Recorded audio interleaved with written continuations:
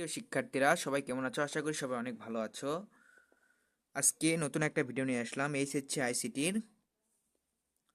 আজকে আমরা শিখব হেক্সাডেসিমেল থেকে দশমিক নির্ণয় করা। আগের ভিডিওতে আমরা শিখেছি অক্টাল থেকে দশমিক নির্ণয় করা। আজকে আমরা শিখব হেক্সাডেসিমেল থেকে দশমিক নির্ণয় করা।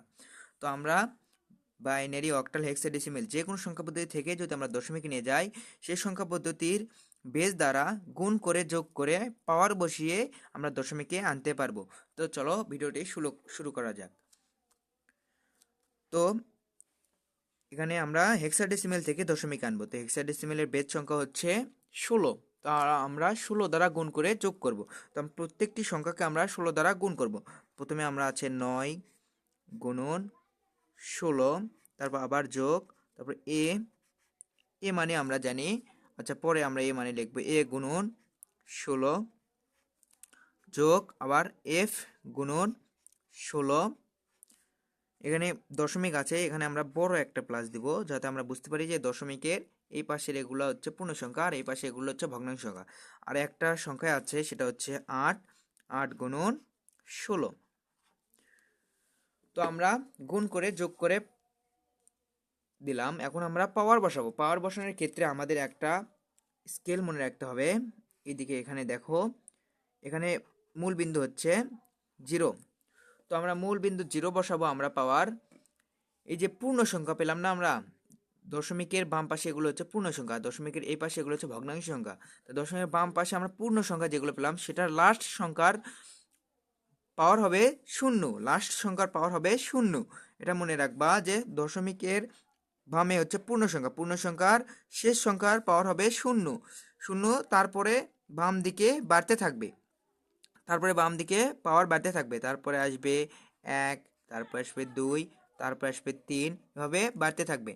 আর ভগ্নাংশ সংখ্যার ক্ষেত্রে এই পাশে কমতে থাকবে, শুধু কমতে থাকবে। তারপরে -1, -2, -3, -4, 5, -6, এভাবে কমতে থাকবে। তো আমরা এখন পাওয়ার বসাবো। তো আমরা পাওয়ারটা এই যে বেজের উপর দেব।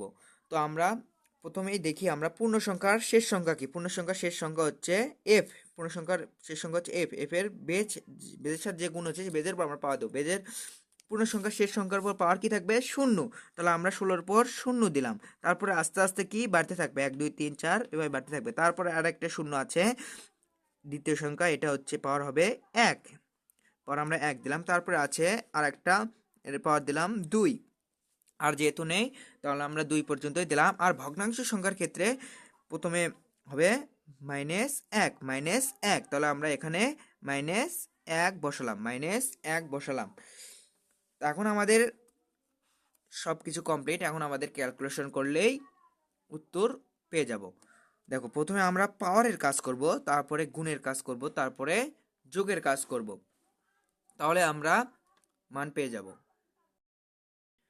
তো আগে আমরা দেখো এই এ এবং এফ এর মান আগে বসাই, আমরা যা আছে তাই লিখি। আমরা 9 গুণন 16 পাওয়ার আছে 2 যোগ এর মান হচ্ছে 9 এর পরেই যদি আমরা হেক্সাডেসিমেলে লিখি তাহলে আসে 10 এর পরিবর্তে আমরা লিখি এ, তাহলে আমরা এর মান হবে 10। 10 গুণন 16 পাওয়ার আছে 1 যোগ করলাম এফ এর মান কত। দেখো, আমরা 9 এর পরেই আমরা এ থেকে শুরু করি, এফ পর্যন্ত আমাদের শেষ। তাহলে 9 এর পরে আমরা এভাবে হাতে গুনবো 10, আমরা এফ পর্যন্ত গুনবো, A B C D E F, এই যে 6 ঘর পর্যন্ত থেমেছে। তাহলে আমরা 6 পর্যন্ত 9 এর পর গুনবো 10, 11, 12, 13, 14, 15। তাহলে আমরা এফ এর মান পেলাম 15। এখানে 15 গুণন এফ এর মান পেলাম আমরা 15 গুণন 16 পাওয়ার হচ্ছে 0। এই যে প্লাসের জন্য আমরা বড় প্লাস দিলাম। তারপরে 8 গুণন 16 পাওয়ার আছে -1, এটা আমরা পেলাম। এখন আমরা ক্যালকুলেশন করলে আমরা উত্তর পেয়ে যাব। দেখো, এখানে 16, প্রথমে আমরা পাওয়ার গুণ করব, তারপরে আমরা গুণ করব, তারপরে যোগ করব। তো আমরা 16 দ্বারা যদি, এখানে 2 আছে মানে 16 দুগুণে নয়, কিন্তু 16 দুইবার আছে, 16 দুইবার আছে। এখানে 16 সাইডে আমরা 16 গুণন 16, যদি 2 এর পর 3 থাকতো, ষোলোর পর 3 থাকতো, 16 3 বার গুণ, 16 পর 4 থাকতো, 16 4 বার গুণ। যেহেতু 16 2 বার আছে সেই জন্য আমরা 16 2 বার গুণ। তাহলে 16 2 বার আমরা গুণ করে পাই 256। তাহলে আমরা 9 গুণন 256 পেলাম। তারপর প্লাস, তারপরে আমরা 10 গুণন দিলাম 16, যেহেতু একবার গুণ তাহলে আমরা এখানে 16 দিলাম। 16 একবার আছে, 16 একবার গুণ, তারপর আমরা প্লাস দিলাম 15 লিখলাম গুণন 16-এর পর 0 মানে 1। যে কোনোর পর 0 থাকলেই সেটার মান হবে 1। যদি পাহাড়ের উপর 0 থাকে তার মান 1, বইয়ের উপর 0 থাকলে 1, 100-এর উপর 0 থাকলে 1, 1-এর উপর 0 থাকলেও 1, যে কোনোর উপর 0 থাকলেই তার মান হবে 1। তো আমরা এখানে 1 লিখলাম, এখানে বড় প্লাস দিলাম, তারপর আমরা 8 লিখলাম, 8 গুণন আছে, তারপরে 16-র পর -1 আছে, -1 পাওয়ার আছে, যে মাইনাস থাকলেই তখন আমরা কি করব, 1 দিয়ে ভাগ দেব, 1 দিয়ে ভাগ দিব, তারপর আমরা এই 16 দ্বারা স্বাভাবিকভাবে গুণ করব। মাইনাস থাকলে আমরা 1 ভাগ দেব, তারপর আমরা স্বাভাবিকভাবে ভাগ করব, গুণ করব। 16 একবার আছে, তাহলে 16 এখানে বসবে। এখন আমরা পাওয়ারের কাজ করেছি, এখন আমরা গুণের কাজ করব, তারপরে যোগের কাজ করব, তাহলে আমরা উত্তর পেয়ে যাব। 9 দ্বারা যদি 256-কে গুণ করি আমরা পাই 2304। আমরা পাই হচ্ছে 2304 প্লাস 10 দ্বারা 16-কে গুণ করলে আমরা পাই 160। তারপরে 15-কে 15 এখানে প্লাস আছে, বড় প্লাস দিলাম। এখানে আমরা এই ভাগটা আগে করব, তারপরে গুণটা করব। ভাগ আগে করব, তারপরে গুণ করব।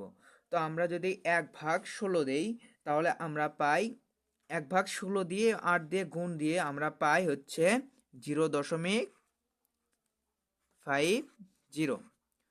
আগে আমরা ভাগের কাজ করব, 1/16 কাজ করে তারপরে গুণ দিব। তো আমরা মোবাইলে ক্যালকুলেটরে ভাগ করব, আমরা 1/16 দিয়ে ভাগ করে 8 দিয়ে গুণ দিয়ে পাই 0.50 পাই।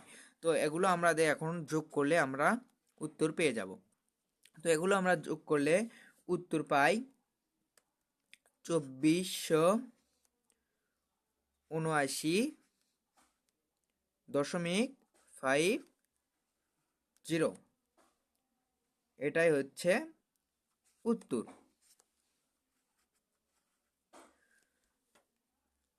এগুলো আমরা যোগ করে 2479.50 পেলাম, এটাই আমাদের উত্তর। তো আর একবার আমি ভালো করে বোঝাই, দেখো বাইনারি, অক্টাল, হেক্সাডেসিমাল যে কোনো সংখ্যা পদ্ধতি থেকে যদি আমরা দশমিকে আনতে চাই সেই সংখ্যা পদ্ধতির বেস দ্বারা গুণ করে যোগ করতে হবে, আগে গুণ করে যোগ করতে হবে। তো আমরা প্রত্যেকটি সংখ্যাকে এক এক করে আমরা গুণ করব। 16 গুণন 9, 16 গুণন a, 16 গুণন f, এভাবে আমরা গুণ করেছি এবং যোগ দিয়েছি। দেখো 9 গুণন 16 দিয়েছি এবং যোগ দিয়েছি, তারপরে a গুণন 16 দিয়েছি আবার যোগ দিয়েছি, f গুণন 16 দিয়েছি আবার আমরা যোগ দিয়েছি। তারপরে এই দশমিকের জন্য এখানে একটা বড় প্লাস দেবো, যাতে আমরা বুঝতে পারি যে এটাই দশমিকের এই পাশে এটার লাস্ট সংখ্যা, আর এই পাশের আমরা দশমিকের ভগ্নাংশ সংখ্যা। তো 8 গুণন 16 দিয়েছি, এখন আমরা গুণ করে যোগ করেছি, এখন আমরা পাওয়ার বসাবো। পাওয়ার বসানোর ক্ষেত্রে আমাদের একটা স্কেল দেখতে হবে, এইদিকে দেখো এটা হচ্ছে পূর্ণ সংখ্যার লাস্ট সংখ্যা, যেহেতু এখানে দশমিক নাই, এখানে দশমিকের বাম পাশে এগুলো হচ্ছে পূর্ণ সংখ্যা আর এগুলো হচ্ছে ভগ্নাংশ সংখ্যা। পূর্ণ সংখ্যার লাস্ট সংখ্যার মান হবে 0, পাওয়ার হবে 0। তো আমরা পূর্ণ সংখ্যার শেষ সংখ্যার পাওয়ার দেবো 0, তারপর আস্তে আস্তে এভাবে বাম পাশে বাড়তে থাকবে, 1 2 3 4 5 6 এভাবে বাড়তে থাকবে। আর ভগ্নাংশ সংখ্যার ক্ষেত্রে এভাবে কমতে থাকবে, -1 -2 -3 -4 -5 -6। তো আমরা পাওয়ার বসাবো কিভাবে, দেখো পূর্ণ সংখ্যার লাস্ট সংখ্যা ছিল f, এর সাথে বেজ যেহেতু গুণ আছে এর সংখ্যার পাওয়ার হবে 0, এখানে 0 দিলাম, এখানে 0 দিয়েছি, বেজের পাওয়ার 0 দিয়েছি, তারপরে আছে 1 2 এভাবে বসাইছি এবং ভগ্নাংশের ক্ষেত্রে একটাই আছে তার -1 দিচ্ছে, আরও যদি থাকতো তার -2 -3 -4 দিতাম। তো তারপরে আমরা পাওয়ার বসানোর পরে আমরা গুণ করব, প্রথমে আমরা পাওয়ার গুণ করব, তারপরে সংখ্যা গুণ করব, তারপরে যোগ করব, তাহলে আমরা উত্তর পেয়ে যাব। তো এখানে আমরা 16 দ্বারা 16 এখানে 2 বার আছে, মানে 16 দুইটা আছে, ষোলো দোকানে কিন্তু হবে না, 16 দোকানে 32 হবে না, কিন্তু 16 এখানে দুইবার আছে মানে 16 দুইবার গুণ, 16 দুইবার গুণ দিয়ে আমরা পাই 9 গুণন এই যে 256 পাই। এখানে যোগ দিলাম, আবার 10 গুণন এখানে 16 একবার আছে 16 লিখলাম, আবার যোগ দিলাম 15 আছে 15 লিখলাম, গুণন এই 16-র পর যে কোনো সংখ্যায় থাকে, মানে যে কোনো সংখ্যার পর জিরো থাকলেই তার মান হবে 1। তুমি যদি 1-এর উপরও জিরো থাকে তার হবে 1। তো আমরা 1 লিখলাম, যোগ এখানে 8 আছে 8 লিখলাম, এখানে মাইনাস আছে দেখো, যখনই মাইনাস থাকবে তখনই আমরা 1 ভাগ দেব, মাইনাস মানে 1 ভাগ, মাইনাস দিয়ে 1 দিয়ে আমরা এখানে টান দিয়ে 1 ভাগ দেব, তারপরে 16 দ্বারা এটাকে গুণ দেব, 16 একবার আছে 16 একবারই গুণ, আমরা পেয়ে গেছি। এখন আমরা এটা ক্যালকুলেশন করলেই উত্তর পেয়ে যাবো। দেখো 9 দ্বারা যদি 256-কে গুণ করি তাহলে আমরা পাই 2304, তারপরে যোগ দিলাম 10 গুণন 16-কে গুণ করলে আমরা পাই 160, তারপর যোগ 15-কে 15, তারপর এটা যোগ করলাম, যোগ দিলাম, এবার আগে ভাগ করব, 1 দ্বারা 1 ভাগ 16 গুণন 8 করে আমরা পাই 0.50, তারপরে এটা আমরা যোগ করব, যোগ করে আমরা পাই 2479.50, এটাই হচ্ছে দশমিকের উত্তর।